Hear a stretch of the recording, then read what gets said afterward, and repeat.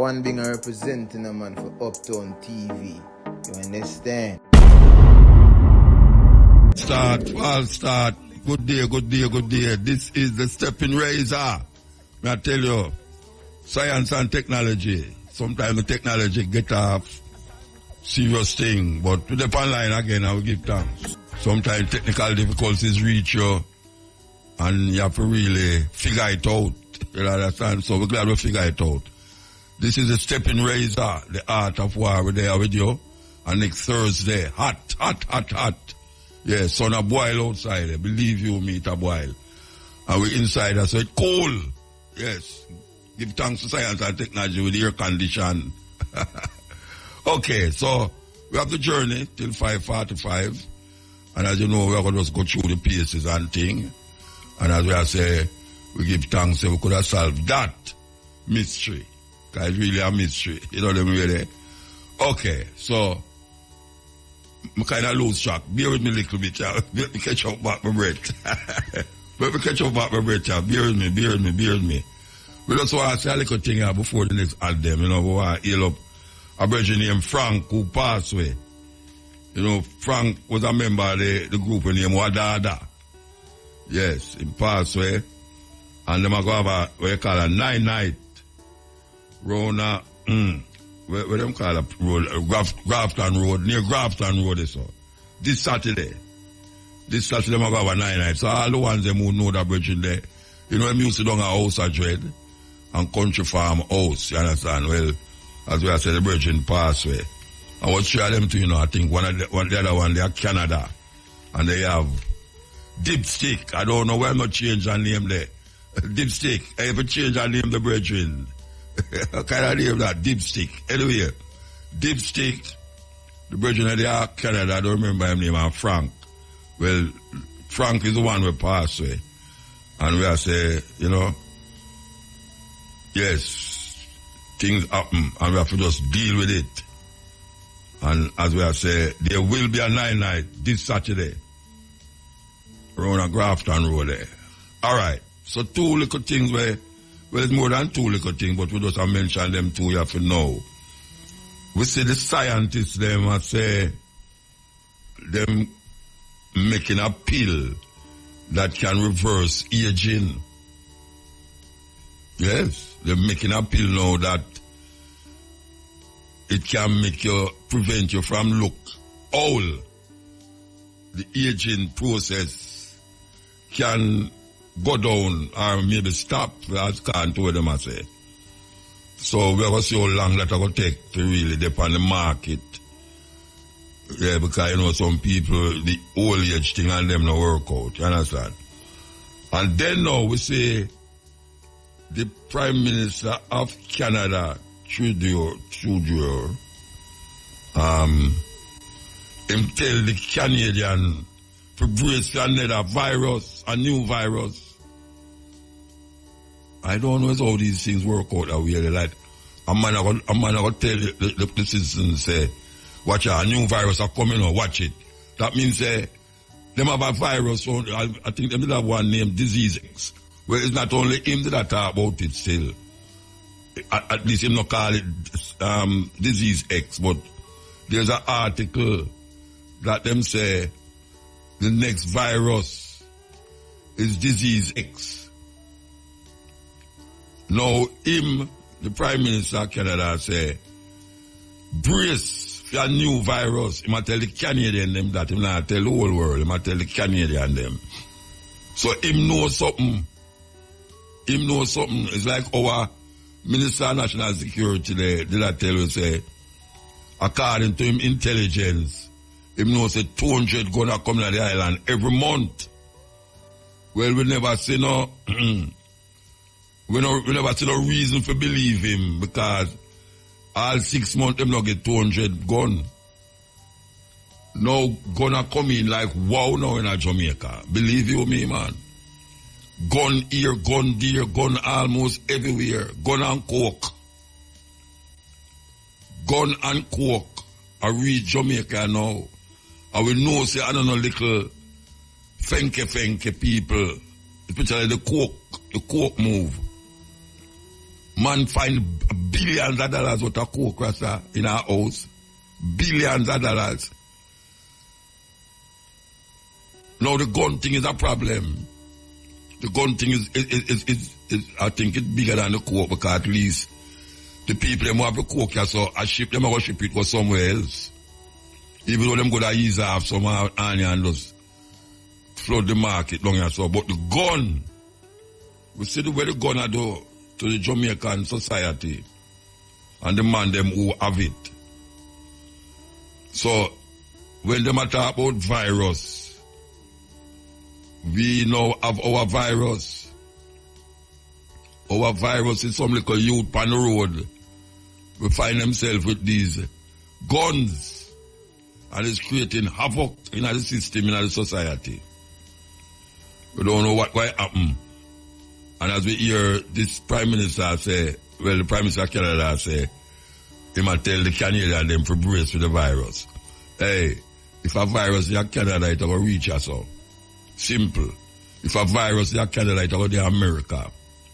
And our link with Canada and America is like, you can't, it's like a soldering, like a solder wire per wire. Solder it and then clamp it down. So we don't know what that will. That's why we have to say, these people I don't know if them don't understand, or if them just live for the moment. These government people who deal with the same thing. You cannot have an economy that the basis of the economy in relationship to how it develop money-wise is tourism. You cannot do that. And you can see what it happened during the COVID time.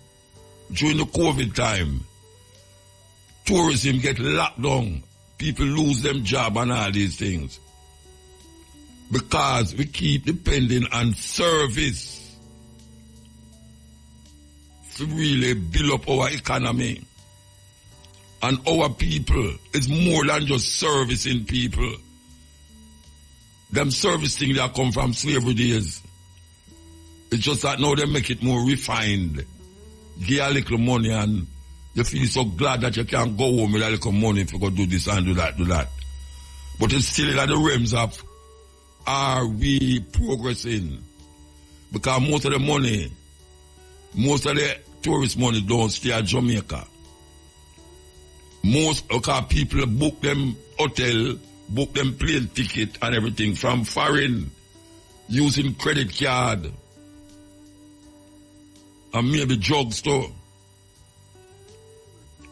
So when we are talking about economy this and economy that, we feel good to know, say, yeah, the economy a boost up.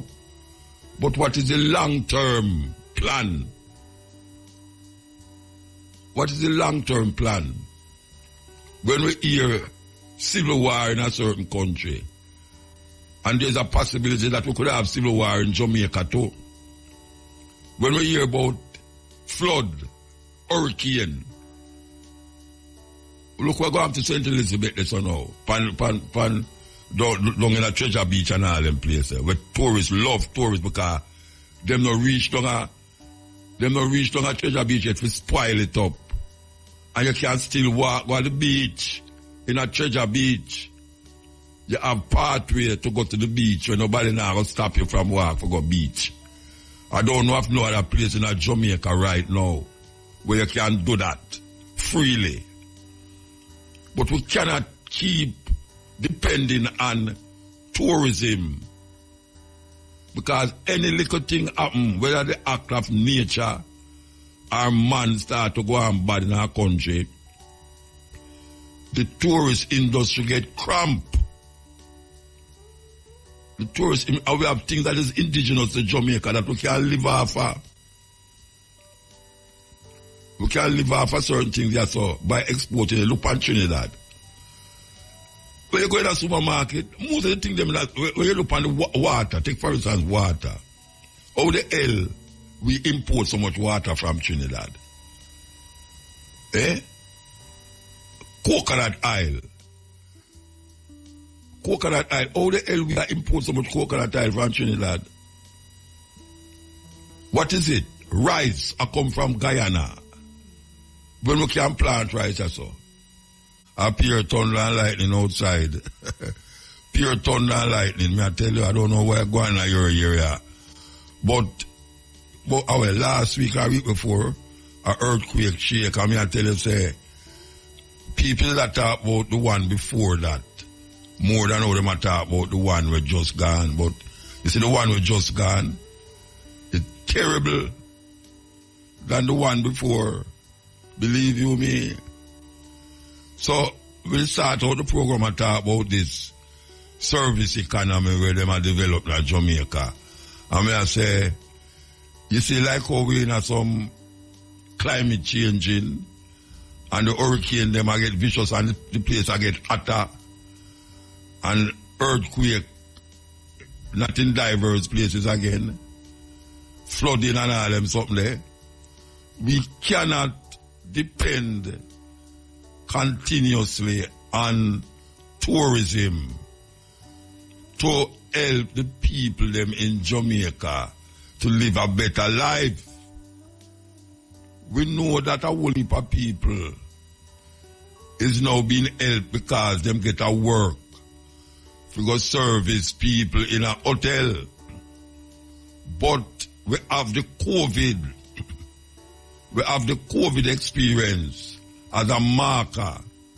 For sure, say, if we continue, and we have to do it faster, if we continue to depend on tourism to advance Jamaica economically,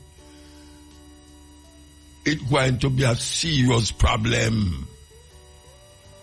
Because if a prime minister in Canada, I warn the people about the next new virus. And if we say hurricane that come like wow all over St. Elizabeth, feel it. And that is just because it go up on the south. What to when one of the hurricane them comes straight over Jamaica. Like how them go over Cuba. Why them people don't have no far eye? Them need some far eye. Them need some far eye because it is going to be seriously dangerous when the tourists them ease up off of Jamaica. Because I hear them all that, I tell you, them have advice you are going out now. Them about, I must say, couple dozen country well, where them advise the people them not to go to. Not only 5 nor 4, but several countries, both in Asia and in the Caribbean, South America, them advise them citizens not to go there. When it reaches a stage where, just like how we now get the plant here now, just like how the whole of the pier them blow off of the tree them, where we will get food from to develop the Jamaican people. Why is it that we are dependent on Trinidad? The amount of money where we use to import things from Trinidad, unbelievable. And Trinidad do half the size of Jamaica. Trinidad, serious thing. Trinidad have produced like wow. And you can't see it when you're going to the supermarket then, man. You can't see it. We are dependent on how much tourists are come to Jamaica, and I tell people, say, we have the biggest tourist industry this, and we're developing how much hotel on the north coast, and now they're going to ravish the south coast, and ravish St. Thomas, and make the people them feel say the highway was made because of them. People at St. Thomas, you know, so we love you, know. I tell you no, say, I mean, I make no trouble neither, you know. I say, the highway was not meant to help, you know, traverse easier to and fro. It's not only the highway make for. Them plan out the thing long before they make the highway. Them have other things that is going to happen there to facilitate the highway, and that is hotels and apartments Right now, them have apartment down there for 500,000 US. And that them a build up. Them a build up place like St. Thomas where St. Thomas people can't afford those things. So here we go again with service. We're going to be servants. St. Thomas people going to turn servant now. And because a whole heap of we are suffer so. When we get a little food in our mouth, or a little money in our pocket, we feel say it's the world. So we don't bother move from that. We stuck at that. And that is where them have the people them in. Meanwhile, them same one who has sell out the land to foreigner, we have Jamaican face on it. Yes, that is where them are though. Foreigner buy certain things and build certain things, but you have a little bossy slave in front of the whole project. That people can say, see the Jamaica own this and Jamaican own that. How much are the hotel them, big hotel them on the North Coast, Jamaican own? How much? And where you going there? White people like white people. And who are serve them? Black people like black people. And that is not a problem because it's a black country, you know. But when we look on the money part right, and how it really facilitate economical development. Economical development we are work with for the people. For the people. And the people in a tight grip. So when Mother Nature come round again, and when the virus people them start to unleash them virus again, and then these people stay at the yard, and you get lucky in your house again, then you're going to say what me I say. Then you're going to see what me I say. When we can import things like how we used to import it like now, where is the things them that is going to help us to get over these viruses and these idea of tourism? Tourism is a big money earner, maybe the biggest money earner. I don't even know if watch look on the ganja we will have. Look on ganja. Ganja was supposed to be the gold, Jamaican green gold. We will hear not more about that again. And you hear Kamala, I was saying today, you know what she say? She going to legalize ganja. You never hear that? The woman said she going to legalize ganja, not decriminalize it, or legalize it. In certain states don't legalize it already. Yet till America did a hold on our ganja for years. Right now you can't do no business with ganja to and fro through the bank them in America. You didn't know that? If you sell certain people some ganja in America, you can't send the money through the bank, you know. Because when they find out your ganja money is a problem. Me hear the woman say she's going to legal. Part of her thing is that when she reach in, she's going to legalize ganja. So what to the gold mine where we have with ganja? Where is it? Then I will see a whole pack Canadian that come down here and I do this and I do that. Where the Canadian them there now? Because we did want to import ganja. Well, I tell you, say, Chaka said the earth will live, you know. How Jamaica want to import ganja from Canada? What is? Who said the thing that we are there? Who said the thing that we are there? And now we're facing medical marijuana. Want to the good old Orange Hill ganja from Westmoreland. And that we are talking about.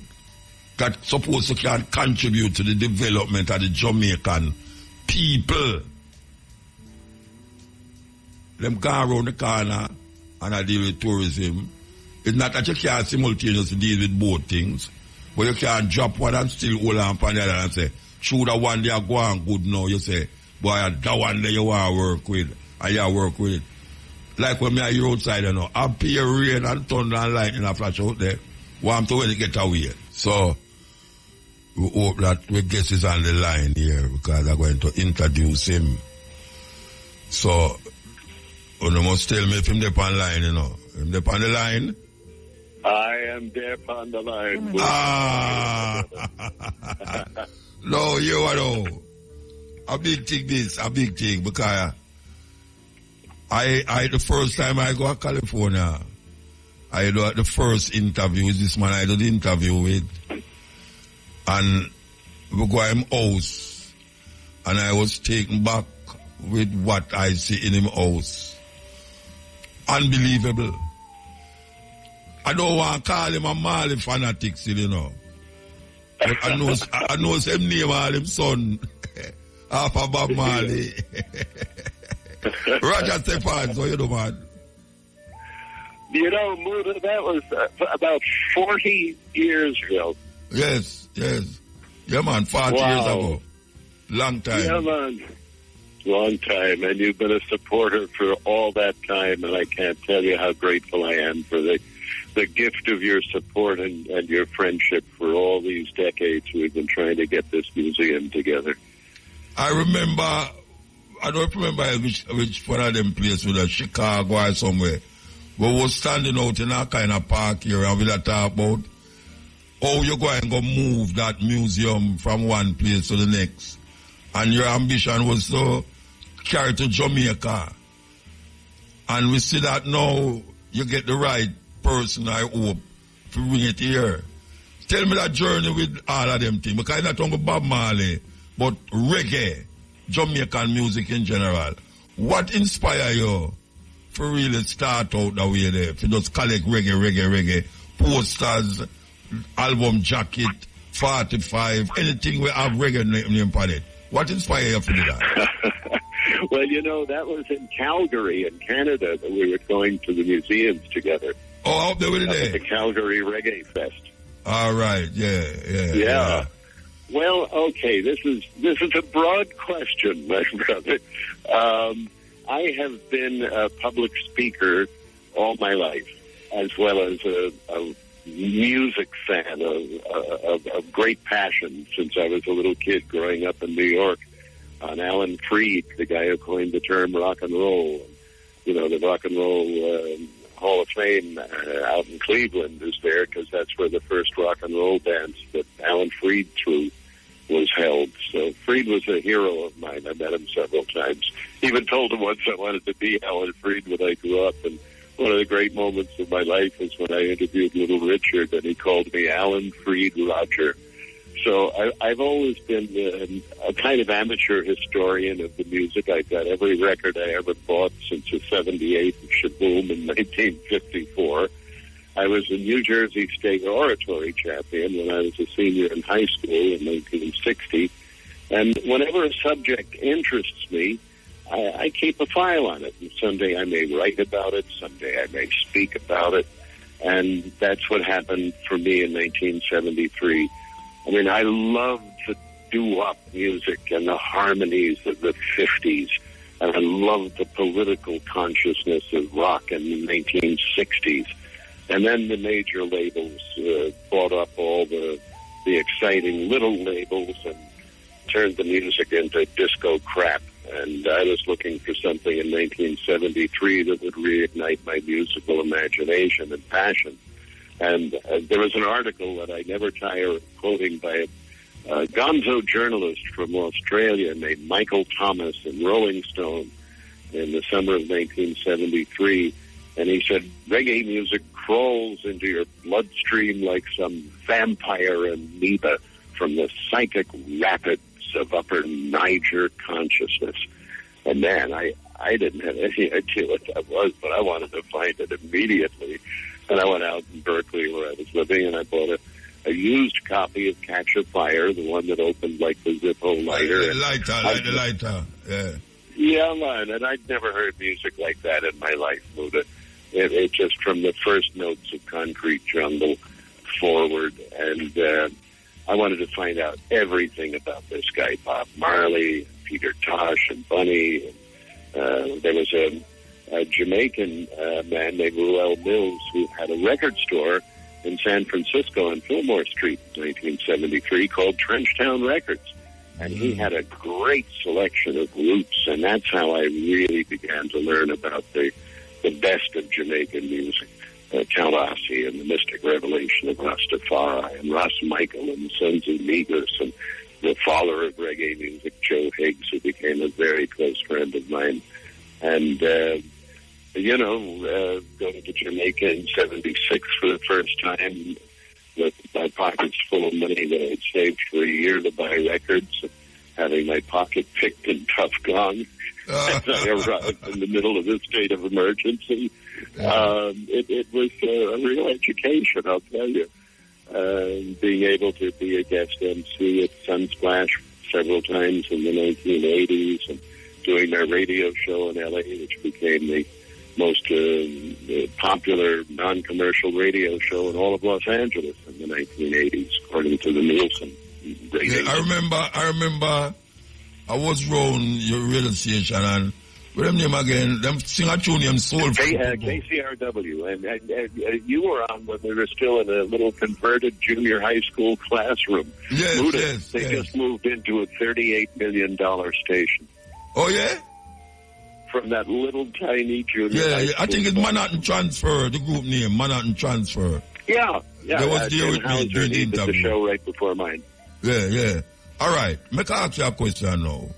Because people are say, well, the white brother, they just take over the music, so take over this and take over that, so. You said to that? Or you answer them to that?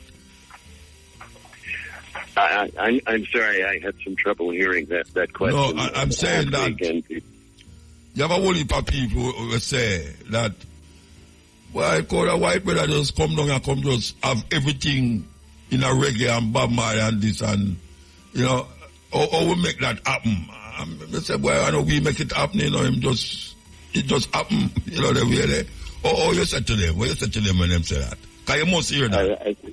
Being a white man in the music? Yeah, and I so involved with it, to the point where people get jealous. Because when you have reggae, is where a whole heap of people don't have a quarter where you have. So it does fill 7 rooms of our home, floor to ceiling, and my wife is so happy she's going to get her house back. Yeah, you can imagine. And, I wanted to preserve this. During my entire life, whenever I find something that I really love and that's exciting and uplifting and makes the world better, I want to tell everybody I love about it. And that's what happened right from the very start. In 1973, I was calling everybody to come over and listen to this thing called reggae music. Wait till you hear this.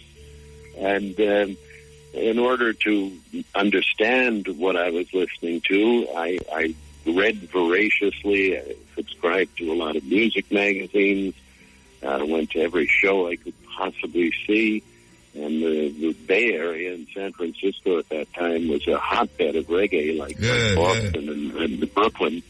And they were the early outposts with a lot of very smart people involved in the music, and we helped each other. It was a great communal effort, and that's what I loved about it, too.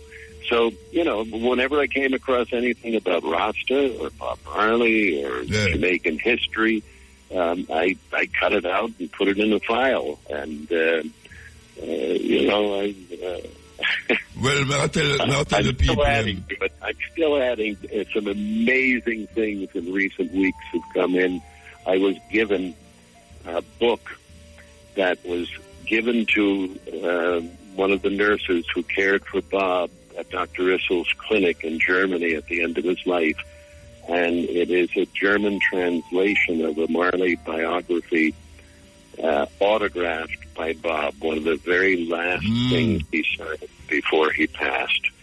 So that's going to go into the museum, and that was a gift. what's happening now, it's kind of bittersweet, Muta, because a lot of people like me are getting old. I'm 82. And they're passing away, and they're leaving me their archives with the idea that I want to build a museum in Jamaica to preserve all this and share it with the people to whom it really belongs. So lots of interesting things have been surfacing just in the past few months. And as word gets out that the deal is finally done with Joe Bogdanovich, more and more things are being offered so that Jamaica finally gets its history back. All right, hold on. Before we come to the selling of the whole thing, all right, you had it in your house, and then we say a portion of it was moved into a boat, and you had that museum in the boat. How long you had it in the boat in California? Oh, that was the Queen Mary exhibition. Yeah, yes. That was 23 years ago. It was actually going to be on the ship itself, but then Carnival Cruises took over the big exhibition space, and they gave me 2 buildings on the dock to fill floor to ceiling with whatever we could jam into those rooms. But a lot of stuff I wanted to show didn't fit, and now we'll finally have a chance 23 years later to build a place to fit everything. And then some, because we're also going to design a traveling exhibition concurrent with the permanent exhibition for Mobe. And I got some interesting news today. You know, we've been trying for 6 years to get the land in St. Catharines next to the venue where Joe does Sumfest every year. And I've been worried about that because it's sea level. And Catrinal, you're talking about Catrinal. Catrinal, not St. Catherine, Catrinal. Oh, okay. Yes, Catherine Hall, pardon me. So now we're discussing with the UDC a place of some height away from the sea level. From water. But it would be in Mobe. And how that is going? How that negotiation going? Well, after 6 years, nothing's been signed. So it speaks for itself, I think, Muta. I remember saying 30 years ago. Does Jamaica want this? Well, 30 years ago, we was standing up, as you say, in Canada, and you was discussing about who you're going to give it to in Jamaica. And you mean Mr. Lee Chin's offer? In Jamaica, yes. It was the government, Lee Chin, or whosoever, private investment, but he was contemplating it. And I said but there was no receiving body in Jamaica for it. He couldn't find anybody to take it. So what the government said about it? What the government said? I don't know. I wasn't privy to his conversations with the government. Oh, no, you never approached the ministry, like the Minister of Culture, to deal with it? You never do that? Well, no, they approached me about 4 or 5 years after I turned down Mr. Chin's offer, and offered me... No, man, talk. They offered me a lot less money than Mr. Chin had offered me that I turned down. Okay. So, of course, I couldn't consider that. Okay. That is really something else. Because what would I have expected that the government would be so interested, because there's not like that in the world. I mean, I tell you that, nothing where you have this, trust me, man. The amount of things where you give me, musically, give me. That me I say, why, he's a Rasta. The man spend the whole of his life, I collect peer things for reggae. Some posters. I come in there and see some posters at some show where I do from years ago. When we just start out, I say, you get them things there. You get them, brethren. It's man bring them come here. You get them. Yeah. Well, I'm always looking and trading and every spare cent and then some that I ever made over the years went into the collection. And my kids went to public schools, and we never lived a fancy life at all. But I thought the purpose of that collection over ruled everything else, because the Whalers have come here many, many times. Yes. And, they've told me that they've seen the major Whalers collectors all over the world several times. And they tell me there's nothing in the world like it, so I guess I have to believe that. No, but may I tell you that too? Yeah, man, I believe you. Where you have them, I try to find out all them cassettes with Bob Marley, a rehearse, and Bob Marley talk certain things where you know where. Oh, you get them. Where you get them from? Because you never did it to tape it. Oh, you get them. There is a huge underground of especially Bob Marley collectors. He is the most important musical artist of the 20th century. He's the one that's going to live longer than Dylan and the Beatles and everybody else, because his music stood for something. Yes. His music brought you to a higher consciousness. And he's a third world hero and also a first world hero. But what he did in those 2 short years he had is legendary. And he was a prophet, and he knew he wasn't going to be here long. I've talked about this because in my latest book, Bob Marley, it's called So Much Things. Thank you, Mary. I know. Mary's prompting me on the name of my book. It's called So Much Things to Say, The Oral History of Bob Marley, and Rolling Stone headlined its review because there are over 500 Marley books now. And they headlined their review, this might be the best Bob Marley book ever. So that hold on. You say them have about 500 books from Bob Marley out there? Oh yeah, way more than that. Wow.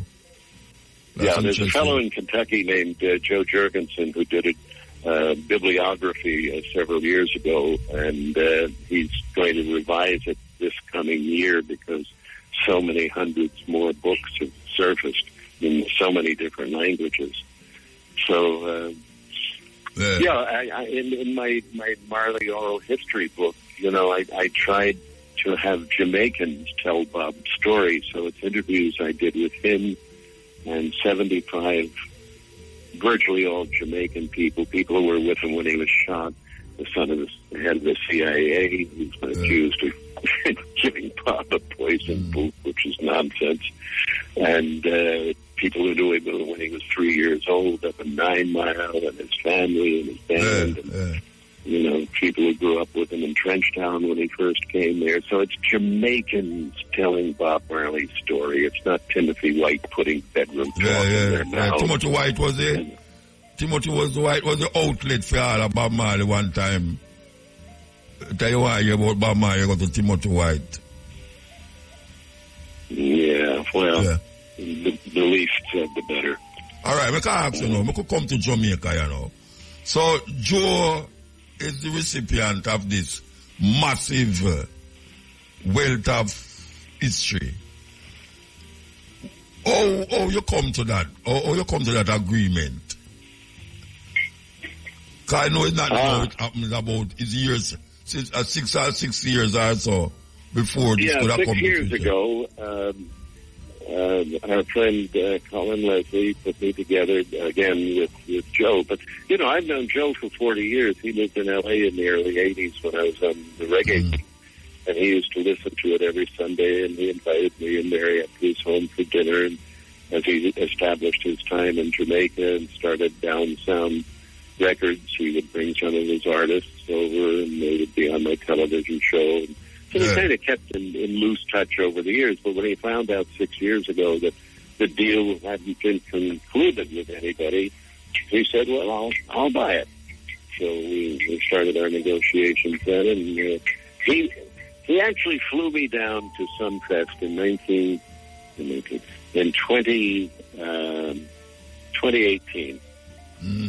And we were going to make a public announcement that he was going to buy the archive, and he was going to sign the deal for the land that week. And they withdrew the permission for the sale of the land a couple of days after I arrived in Jamaica. So we weren't able to make a public statement at that point. And it's been a hassle dealing for 6 years with the UDC to keep changing the finish line.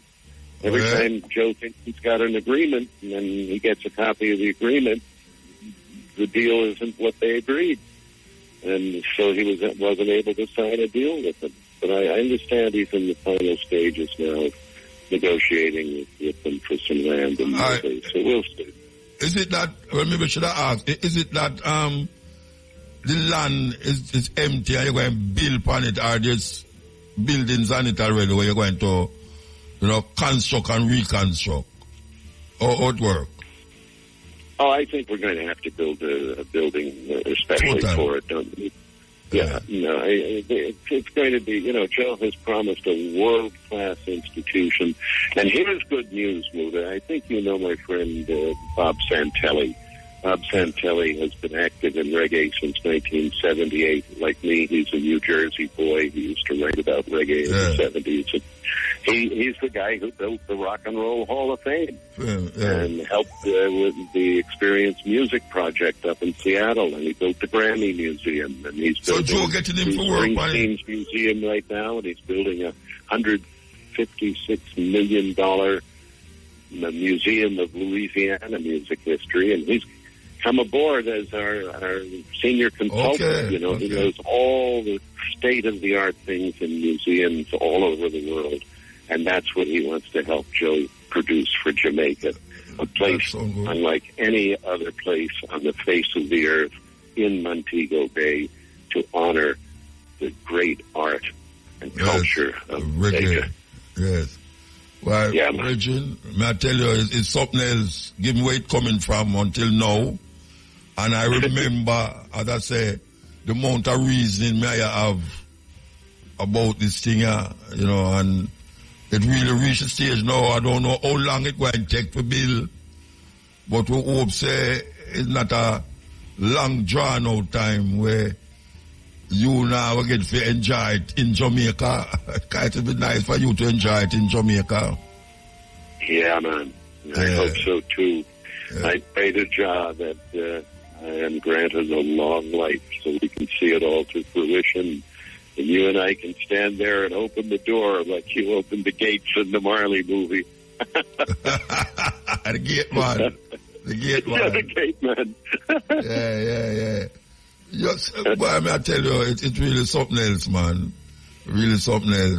It's hard to believe that it's finally coming to fruition, isn't it, after all these decades, Muda, that we've been talking about it. Yeah, man. Every time I meet, I talk about it. Every time. Every time, yeah. Every time I meet, for I talk about decades. it. Yeah. I got tired of hearing myself speak. Yeah, we have some. We talk about some things we wouldn't even want to talk on the radio at all. As it really yes, that's true. Yeah, we never want to talk that on the radio, but we're glad to reach out Jamaica. That is really what we are saying. It's really appreciating that it's going to be in Jamaica, that Jamaicans can see it, and people from foreign, just like how them flat the museum, the Bob Marley Museum on Hope Road, them going to flat that even more. They're going to flat well, this is the whole field. This is Gregory and Dennis and Muda. Everybody. And Slim Smith and, I'll move tonight too. I'll move tonight. And one of the reasons I wanted you on my radio show the minute I heard your first record was the fact that I read poetry for over a decade in schools and nightclubs and colleges, and the spoken word always was in the forefront for me. I did a one-man show called Poetry for People Who Hate Poetry. It was all living English language writers and the E. Cummings, who was too good to ignore. But, when I first heard what you were doing with dub poetry, I was so astounded by it. And, you on your first tour of America, you were on the reggae beat with us, and that was such a thrill for me, Muda. So, yes. There's 40 years of history between us, and I can't thank you enough for being my friend and supporter for all these years. Well, I could make you move and don't know, say you have everything from me in your yard. I don't sit out over Jamaica. I tell you what. Yeah, man. So wait, let me ask you a question. All of them thousands of cassettes there, you're going to digitize it and put it in there that people can listen to it going just in there, or how that work? Well, I've got a very dear friend named John Dubois. We know him in the reggae world as Dubois' Garage, and he has been phenomenally helpful to me over the years. He's digitized, I don't know, probably more than 1,000 of the cassettes, the most important cassettes in the collection, to make sure that that sound is not lost to history. And what we're thinking about is dividing the collection. It depends on several factors, but, there's been over 80 books written by authors who have come here to research their books. And that's a valuable archive for researchers to have in the future. So I think the books, magazines, newspapers, 140 cubic feet of clippings, all of that stuff, including the audio and video tapes, should probably go to the university, to the headquarters of the Caribbean, across the street from the campus there at UWI. And that would be a place where an awful lot of secret documents will end up. Probably the 1,800 pages of transcriptions of the aborted Bunny Wailer autobiography. That belongs to history. And I say you have that too. You have that. Yeah. He abandoned the project, Bunny, not me. And I remember. 64 hours of interviews. Yes, I remember, man. I remember. So that is a no. Not going to happen with that. There's no development. Nah, that'll never happen. Maybe 50 years from now, some graduate student will put it together. But, we'll all be gone by then. I used a lot of that, the most important material in So Much Things to Say in my oral history of Bob Marley. The key pieces that history needed to know, they found their way into that book. But, I've got 1,800 pages of transcription. Leroy Pearson and I locked in a hotel room in Kingston for 3 weeks with Bunny Wailer. You can only imagine what that was like. Oh, there were one session we had 14 hours. Oh, yeah? 14 hours. He didn't stop talking. I don't think he ate anything either. What? So it was obsessive. Roger? So much things to say. Well, give thanks, Roger. Give thanks, and we really say, yes, it's something we should have there for a long time. Because, only for the artists them who in that museum was alive when you was negotiating to bring it come to Jamaica from the beginning. And now them gone and pass away and never live to come to say, or hear say, it going to come to Jamaica. So it really give thanks, it reach a stage now where you can say, yes, it going to come to Jamaica. So, I can see how long it will take for actually open up. We give thanks, Roger. Tell your wife I for me. Yes. I will, and give my love to Jackie, and again, thank you for your support over all these years. I can't wait to hail you up fleshly. Yeah, man, give thanks. One love. That was Roger Steppin, the man, I must say, have the biggest collection of anything we want to talk about reggae, whether the artists, whether the music, whether the written interviews, anything where you want to hold your hand on. It's like a research, it's like a research library, it's like a research. I mean, trust me, man, that's going to be a serious museum. And as we just say, we was been talking to Roger Steppin, the man who spent most of his life. Well, as I hear me talk to him, and I say, 40 years, me and him talk about certain things. And him did that do it before me know him. So you must know, say, most of his life him spend, I collect all of these things to the point where now, all those who couldn't get to go to California in them days, go and get for seat in a Jamaica. We should have talked to, I don't know if Shamara can get Joe up on the line before the program done. I could hear what I say about the longness or the length of time where this might take. If you hear the man say UDC kind of in some little if I'm but no and about the land and all them something there. I don't know if Shamara listen me, if you could have get Joe up on the line. But it's a big thing. It's a big, big thing. You know that one man rubbish is the next man gold mine, you know. Because the things them Roger have, you know, most people now go just collect that, you know, because them are going to say, throw a rubbish that and throw that way. When I say the man have everything, the man have everything. And most of the time when you see all the posts that are flyers, and the show gone, a man just done with the flyers there. The man, they keep the flyers and keep the poster. Yeah, man, I saw them do it. It's called it history reference, historical reference. I think it was about 10 years ago.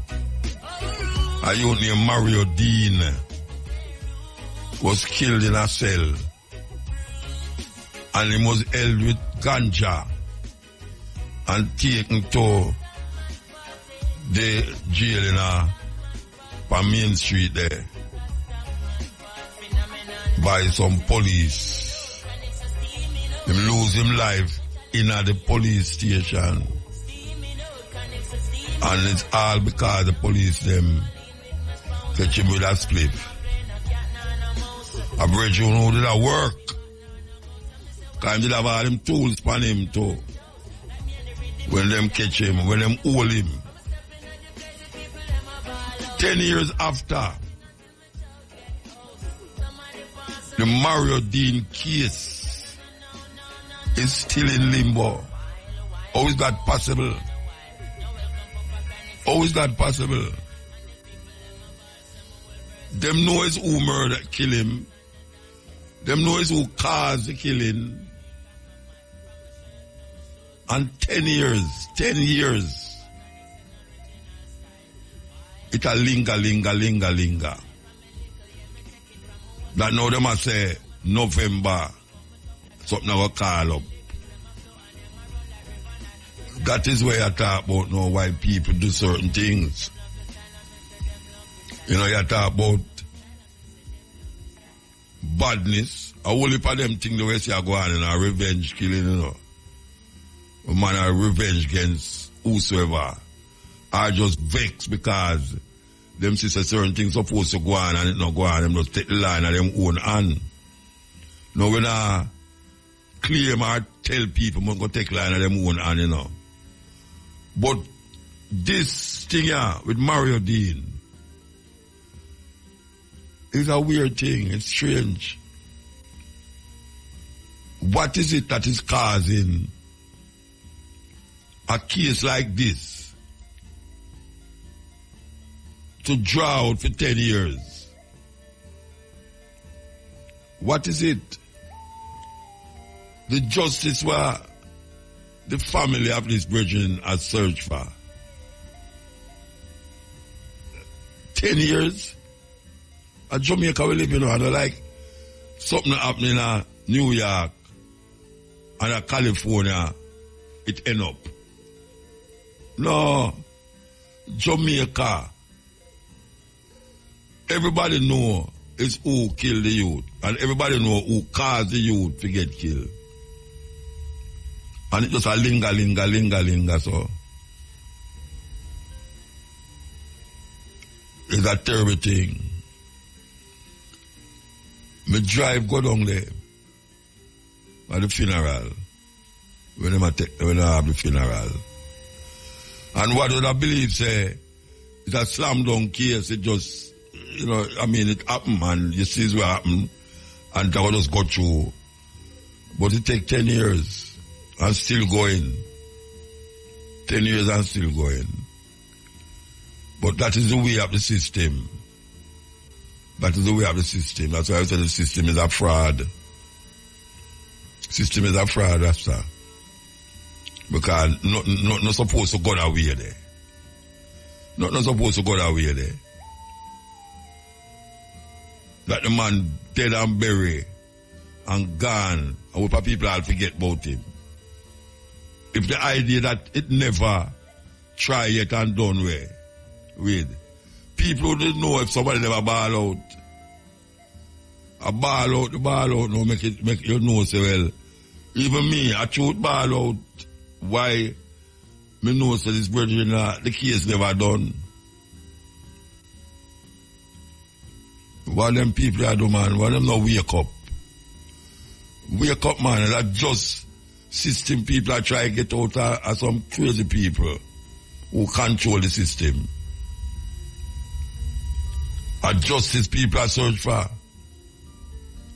And no peace now over there until equal rights and justice there. No peace until there's equal rights and justice. Because we see our man allegedly rob up place and rob up this and rob up that. And him still sit on him yard for how much years now? Him life is the same way. And you know nothing more about them cases there. And people are saying it go on still. But how long it cannot go on to? How long? It's a terrible, terrible thing them have we now. Terrible thing. So we still have said justice for Mario Dean, you know.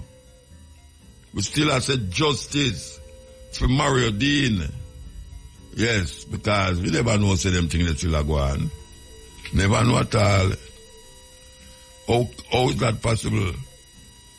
How is that possible that this thing is just going on and on and on and on? So Smith no come from Africa. Time again, when we give you some names from Africa, we're going to start with the female names. Abije. Abije means we ask to have her. A-B-E-J-E, Abije. Abiki, A-B-E-K-E, Abiki, means to be loved. Abiba, A-B-I-B-A, Abiba, means beloved one. And Abio, A-B-E-O, Abio, means born with wealth. So that's Abije, A-B-E-J-E, Abije. We ask to have her. Abike, A-B-E-K-E, Abike, to be loved. Abiba, A-B-I-B-A, Abiba means beloved one. And Abio, A-B-E-O, Abio means born with wealth. Male names. Adla, A-D-L-A, Adla. Adla means justice. Afi, A-F-I, Afi. Afi means spiritual. Ago, A-G-U, Ago. Ago means lion. And Ajani, A-J-A-N-I, Ajani. Ajani means someone possessed through struggle. So that's Adla, A-D-L-A, Adla means justice. Afi, A-F-I means spiritual. Ago means lion, A-G-U, lion. And Ajani, A-J-A-N-I means someone possessed through struggle. That is African names. Yes, good day with you. We talked about Mario Dean a while ago. And it's really a travesty. When these things happen and the justice system takes so long to bring about justice for the person, for the victim. And we just can't do nothing about it. We are at the mercy of these people. That is why certain things don't work. Yes. That's why certain things don't work. Okay, here we go. Here we go.